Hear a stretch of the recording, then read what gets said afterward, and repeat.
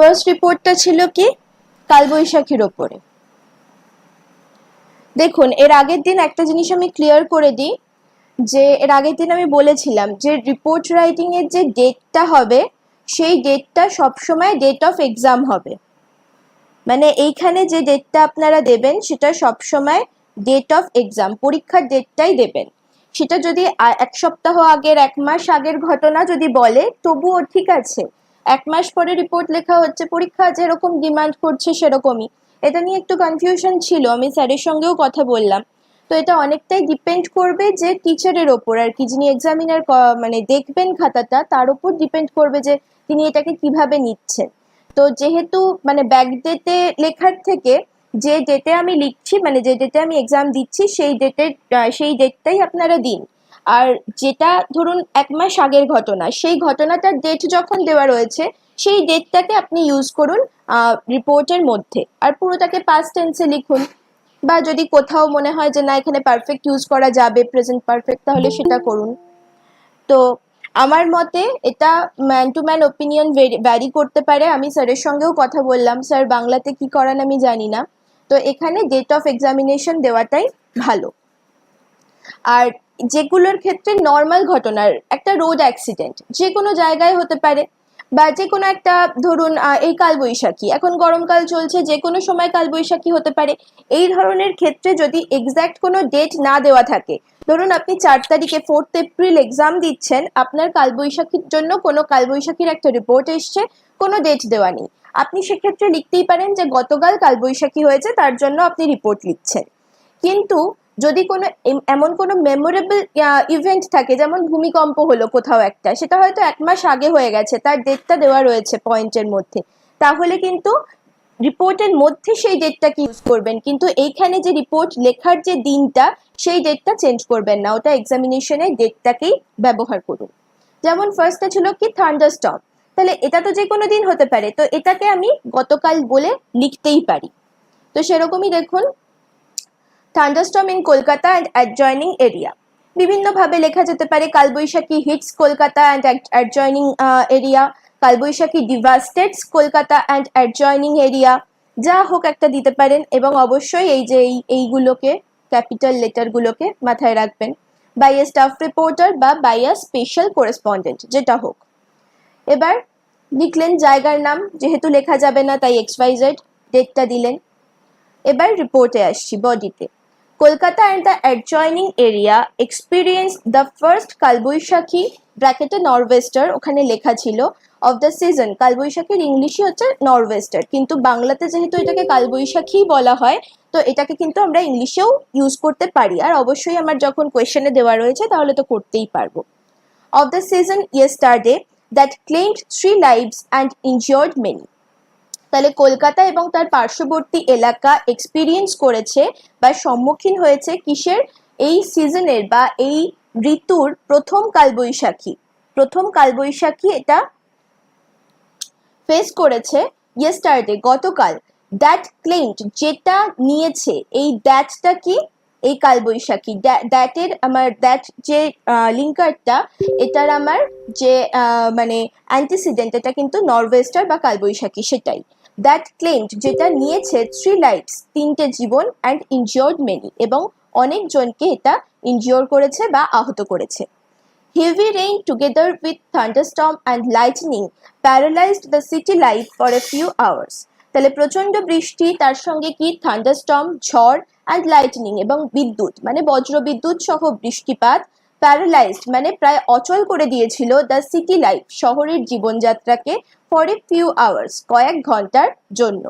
Report যখন আমি লিখছি তখন কিন্তু একটা জিনিস আমি খেয়াল রাখবো, যে ঘটনাগুলোকে মানে এক একটা মানে ইনফরমেশন যেগুলো দেওয়া থাকবে সেগুলোকে ভেঙে ভেঙে লেখার থেকে একটা লাইনেই আমি যদি একটু বেশি ইনফরমেশন ধরাতে পারি, এটা শুধু রিপোর্টের ক্ষেত্রে বলছি, যদি কারণ মনে হয় যে না আমার অসুবিধা হচ্ছে, সেন্টেন্সের গন্ডগোল হয়ে যাচ্ছে স্ট্রাকচারে, তাদের জন্য দরকার নেই। কিন্তু যারা দেখছেন যে না আমি লিখতে পারছি, তারা একটু চেষ্টা করবেন যে দেখুন এখানে সিজন ফার্স্ট কালবৈশাখী, এই পয়েন্টটাকে কতজন মারা গেছে, কতজন আহত হয়েছে, এবং কোথায় ঘটেছে এবং কবে ঘটেছে, সবটাকে কিন্তু আমি ফার্স্ট লাইনটার মধ্যেই ধরিয়ে দিলাম। এটা কিন্তু রিপোর্টের একটা কোয়ালিটি।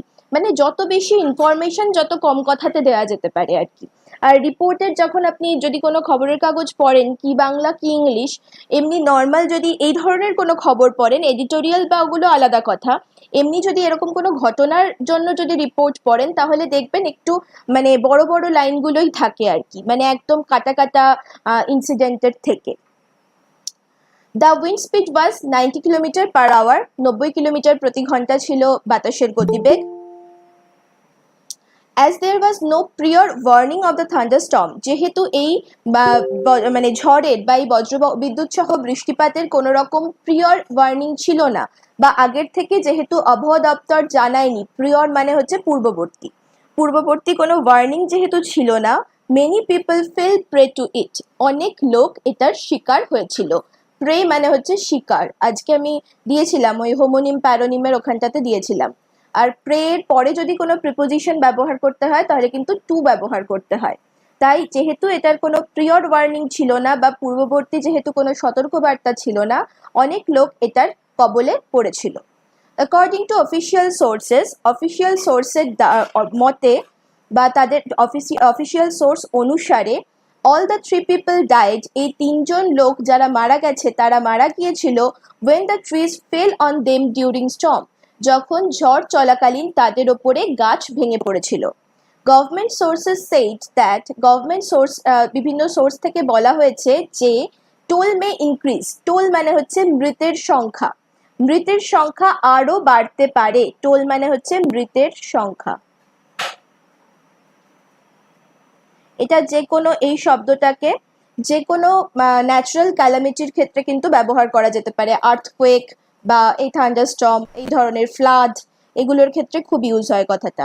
মৃতের সংখ্যা আরো বাড়তে পারে অ্যাজ, কারণ they are yet to get the final figure of the casualties, কারণ তারা এখনো পর্যন্ত মৃতের সংখ্যা, প্রপার সংখ্যা বা ফাইনাল ফিগার এখনো পায়নি। ক্যাজুয়ালিটিস মানে মানে মৃতের সংখ্যা, সেটা হিসেবে সেটা বলার জন্য ক্যাজুয়ালিটিস শব্দটা ব্যবহার করা হয়।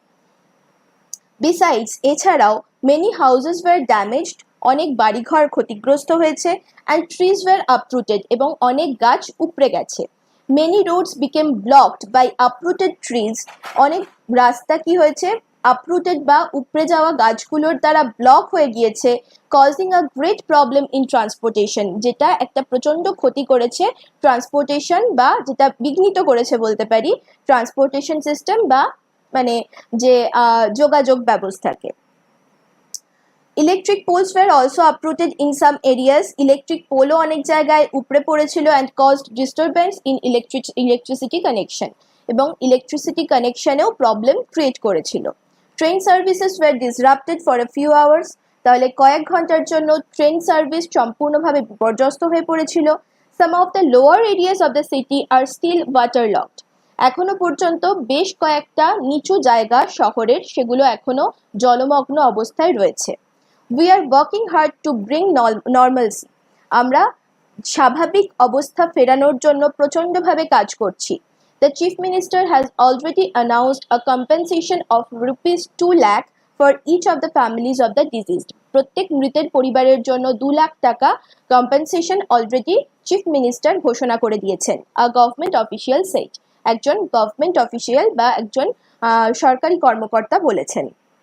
According to the meteorological department, যে আবহাওয়া যে ডিপার্টমেন্ট আবহাওয়ার সংস্থার দ্বারা মানে বলছে আর কি, তাদের কথা অনুসারে the thunderstorm will reduce the temperature of the city for 2 days, দুদিনের জন্য টেম্পারেচার কমে যাবে এই বৃষ্টিপাত বা এই বিদ্যুৎ সহ বৃষ্টিপাতের জন্য। The temperature will go up from the day after tomorrow, আগামীকালের পরের দিন থেকে আবার টেম্পারেচার বাড়তে শুরু করবে। এই মোটামুটি রিপোর্টটা, এটা 100 থেকে 150 ওয়ার্ডের মধ্যেই রয়েছে যদি আমি আর্টিকেল প্রিপোজিশন বাদ দিই। একদম যা যা পয়েন্ট ছিল দেখুন প্রত্যেকটাকেই কভার করা হয়েছে। আর যারা লিখেছেন, আমি যে কজন খাতা দেখলাম, কেপির ব্যাচের 3 জনের খাতাই আমি দেখতে পেরেছি এখনো অবধি, তারা একটু অনেকের খাতায় দেখলাম যে বিশেষ করে গণেশ স্যারকে বলবো, সৌরভ স্যারকে বলবো যে একসাথে একটু বেশি ইনফরমেশন দেওয়ার চেষ্টা করুন। কেটে কেটে কেটে কেটে রিপোর্টে কিন্তু খুব একটা লেখা হয় না, মানে শুনতে ভালো লাগে না সেটা। Okay ma'am. আমি কপি চেক যখন করছি তখন বলে দিচ্ছি।